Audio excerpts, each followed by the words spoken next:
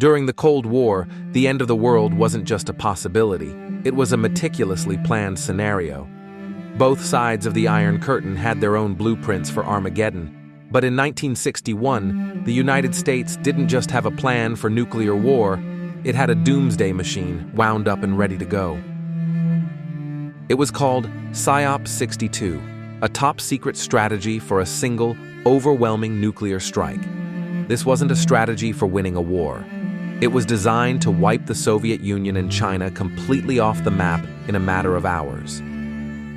This is the story of the plan that would have killed hundreds of millions of people instantly, and just how terrifyingly close we came to turning it on.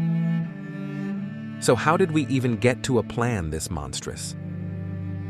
To understand the birth of PSYOP 62, you have to look at the late 1950s. The Cold War was raging, fueled by paranoia and a frantic arms race. On the surface, the US military looked unified, but internally, it was a mess. The new independent Air Force and the powerful Navy were in a bitter fight over who would control America's growing nuclear arsenal.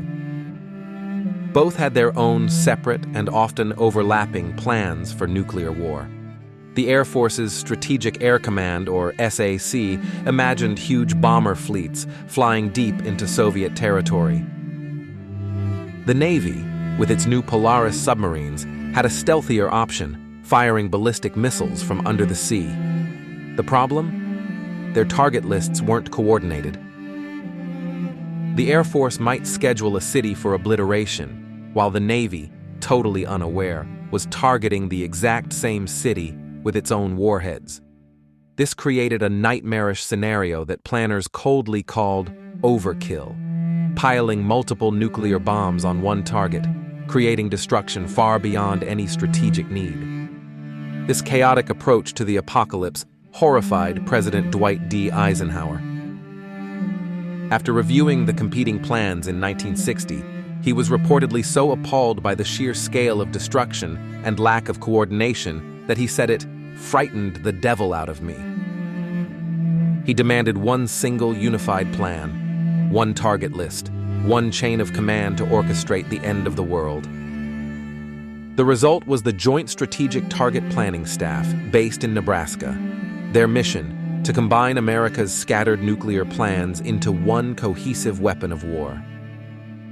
That weapon was named the Single Integrated Operational Plan, or PSYOP. The Doomsday Machine detailed. The first plan, PSYOP 62, went into effect on April 1, 1961.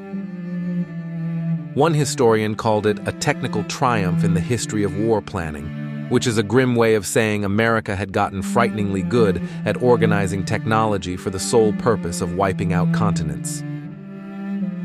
The plan synchronized the full power of the U.S. nuclear triad: long-range bombers, land-based ICBMs, and submarine-launched SLBMs. But what made PSYOP 62 so terrifying was its brutal, all-or-nothing approach. It didn't have options for small, limited strikes. Its main purpose was one massive, preemptive assault on the entire Sino-Soviet bloc. If early warning systems detected an enemy attack, the order was simple: launch everything. The numbers are just staggering. The main preemptive strike option involved launching over 3,200 nuclear warheads against more than 1,000 targets across the Soviet Union, China, and their allies. And these weren't just military sites. The list included at least 130 cities, targeted for their industry and, of course, their people. Moscow alone was slated to get hit with 23 nuclear weapons. The planners worked with an almost inhuman math. They wanted a 90 to 95% guarantee of severe destruction for every target. To get there, overkill was baked right into the strategy.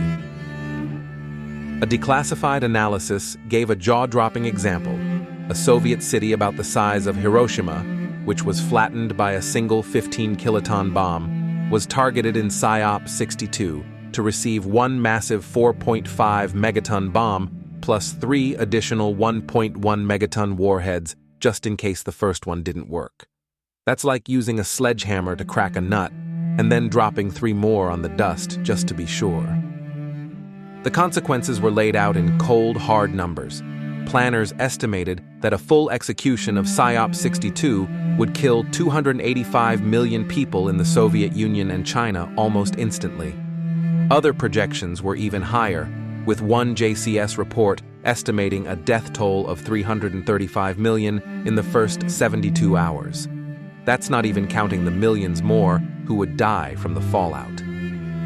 This was a plan that accepted and even quantified the deaths of hundreds of millions as a strategic goal.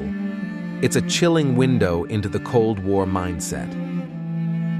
If you're finding this look into our hidden history as compelling as I do, take a second to subscribe and hit that notification bell. We dig into declassified stories like this every week, uncovering the moments that secretly shaped our world. Beyond the unthinkable death toll, the biggest danger of PSYOP 62 was its complete lack of flexibility. It was a blunt instrument built for one job. The plan made almost no distinction between the Soviet Union and China, or any other communist nation for that matter. To the war planners in Omaha, the entire communist world was a single giant target. So, even if a crisis started only with the USSR, China and Eastern Europe would be vaporized right alongside it. This created a horrifyingly rigid path to global nuclear war. A standoff with the Soviets, like the Berlin crisis in 1961, could trigger a plan that automatically dragged the entire world into it. There was no off-ramp. There was no option to spare a country that wasn't involved. A single go order, maybe even based on a false alarm, would launch an unrecallable, all-out attack. When President John F. Kennedy was briefed on the plan in September 1961, he was disgusted. The chairman of the Joint Chiefs, General Lyman Lemnitzer, presented the plan as a way for the U.S. to prevail in a nuclear war. Kennedy and his advisors saw it for what it was, a doomsday scenario with no exits. They criticized the plan's grotesque overkill and the automatic destruction of China. Kennedy walked away from that briefing deeply shaken. He famously turned to his Secretary of State and said, "And we call ourselves the human race." The president rejected the plan as strategically and morally bankrupt. He knew that a plan with only one apocalyptic option wasn't a tool of diplomacy. It was a suicide pact.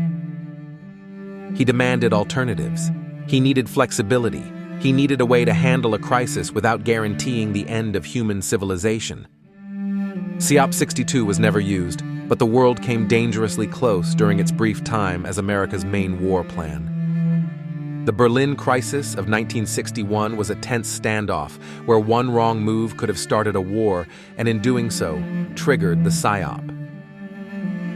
For over a year, any major confrontation with the Soviet Union carried the built-in threat of a full-scale nuclear holocaust that would automatically engulf China and Eastern Europe too. The chilling rigidity of PSYOP 62 was ultimately what killed it. President Kennedy and his Secretary of Defense, Robert McNamara, pushed relentlessly for a new strategy. They wanted choices.